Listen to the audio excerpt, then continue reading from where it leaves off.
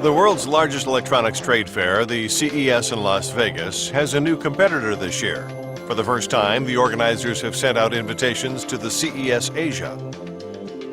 Because this trade fair was organized at really short notice, most of the exhibitors, whether smartphone giant, gadget manufacturer, or car maker, brought products which had already been exhibited. But at least these known products were attractively put in a favorable light by the many hostesses. Only Audi came with a brand new concept car specially made for the CES Asia, the Audi R8 e-tron, an electric sports car which, if the driver so desires, can find its way along without him having to do anything. Still a design study, but the first steps towards piloted driving have now been taken. In contrast, the famous Mercedes concept car seems like a car out of a science fiction film.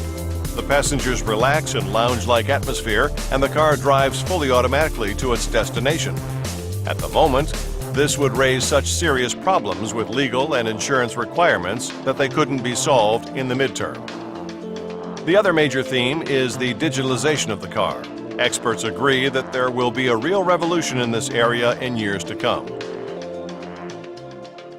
Society defines big data and network technology as its trend for the future, and it's quite clear that as a car maker, Audi positions itself in the forefront of this.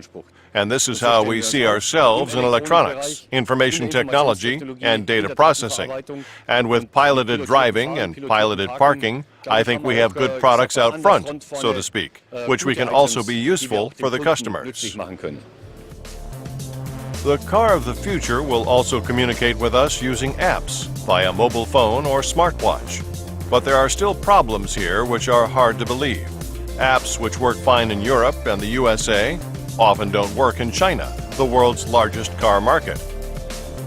The standard map information for many applications comes from Google. This is not the case in China. So that the people in China can also use the same convenient technology as we do, Audi has installed a special LTE module and the requisite online services in the car. For example, the Google apps are substituted with the Chinese equivalent, Baidu, making it a country-specific product for China. The Consumer Electronics Show here in Shanghai. The Consumer Electronics Show in Shanghai is an important component which demonstrates the demand for car digitalization in China. You can see that a lot of manufacturers are also exhibiting their mobile telephone and also their tablet operations. And we are transferring this technology into the car so that the consumer, the driver, also feels at home in the car. Some of the ideas at this year's CES in Shanghai might still seem futuristic to some people, but because smartphones have already changed our world fundamentally, they will be incorporated even more into cars, also making life on the road easier and more convenient for us.